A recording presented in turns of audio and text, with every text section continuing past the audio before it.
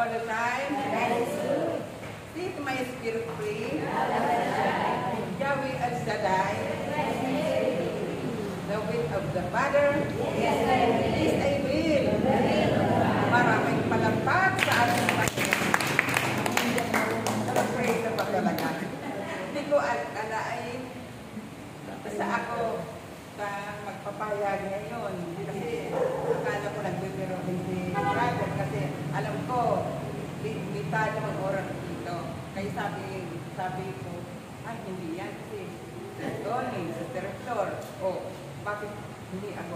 Pero sabi niya, unahin ko na si Sister Lydia kasi magtutok pa. Ay, ito pala.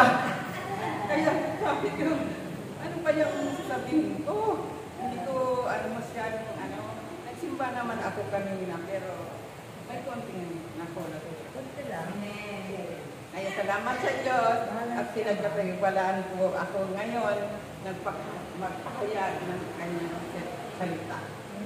Buhay ba ang Diyos? Amen! Narito po siya ngayon. Amen! Palakpakan na natin, malakasan natin. Isa lang po ang mensahe na pinaabot sa atin ang ating Panginoon. Ang manya. Yung pong paggabat ng mabuti na dapat tunad po tayo sa ating Panginoon. Inilis na ang ating mga sarili ang ating Panginoon. Huwag nating balikan ang mga mabasamang gawain noon. Ngayon po, ipagpatuloy lang po natin ang mabuting ginagawa natin. Sumunod tayo sa ating Panginoon ng may katapatan at buong puso sa ating kalooban, sa ating Panginoon. Kung kaya po ay patuloy na susunod sa ating Panginoon sa paggawa ng mabuti, yun po ay nakakaroon sa ating Panginoon. May nagsabi po nga sa akin, mga kulto ko yun. Pero hindi ko po ito pinansin. Hindi ako nagdanting salita sa kanila. Kasi alam ko, wala pa silang alam sa akin. Kulang pa ang kanilang kaalaman.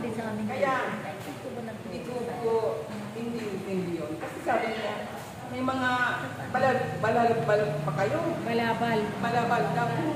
Doon pa tayo. Doon tayo sa prayer house. Nakikita kasi. Sinisir ko kasi yung mga video sa mga kamag-anak ko, sa mga kaibigan ko, mga friends ko sa Facebook. Siyempre nakikita rin nila. Kaya nung nagsabi sa akin na, mga kulto kayo, may mga balabal pa kayo.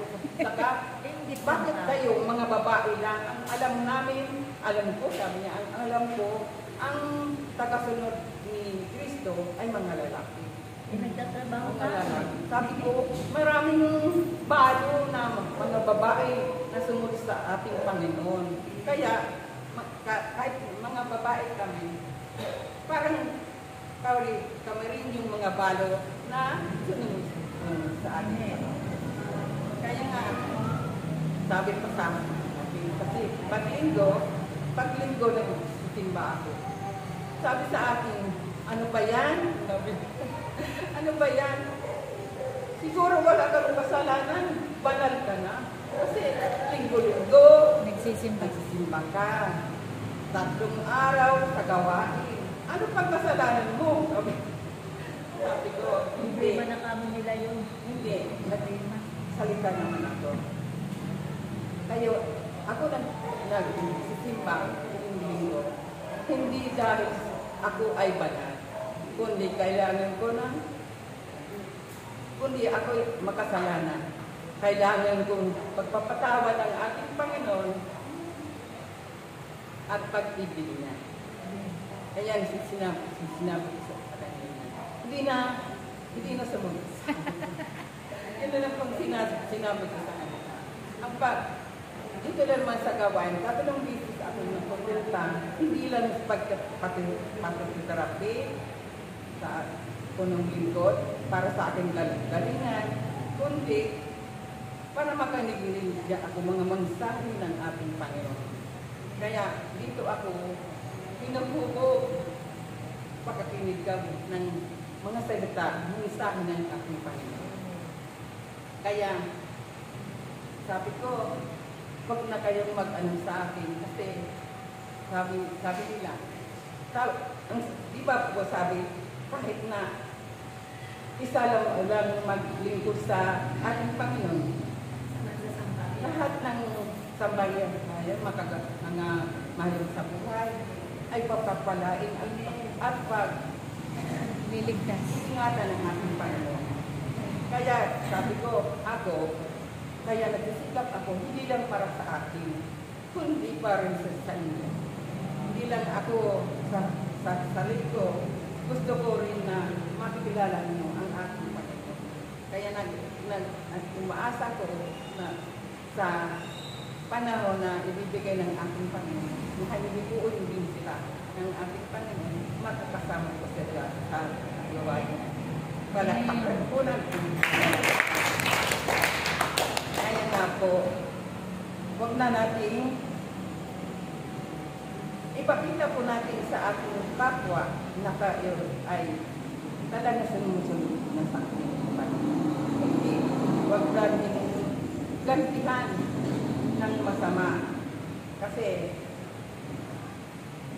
kailangan po makita sa atin kung anong ginagawa natin sa kilos, sa salita, at sa gawa. Palagkagan po na ng ating salita. Kung may narinig po tayong masama, huwag na natin ipaabot sa taong Diyos. Kasi siyempre ba po magkakasala yung pinaabutan natin, mag-aawat na. Kaya hindi dapat tayong magiging sanhi ng pagkakasala ng ating Panginoon.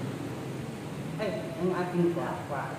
Kaya patuloy lang po tayo sumunod sa ating Panginoon sa kanyang mga mensahe, sa kanyang mga salita. Upang tayo po ay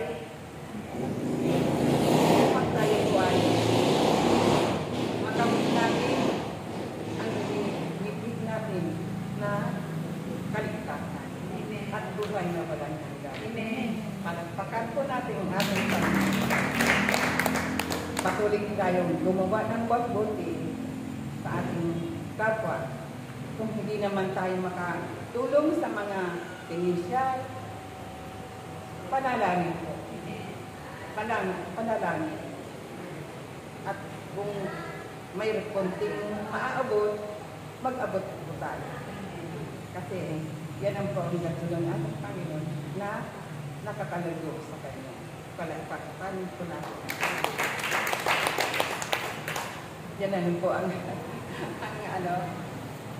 masasabi ko po kasi maraming mensahe ang nakikita natin. Amen. Siguro sapat na po yun. Patuloy pa lang po tayong sumunod at gumawa ng mabuti sa ating kapwa. Maraming salamat sa ating Panginoon, Amang Yahweh. Salamat sa inyong mga kapatid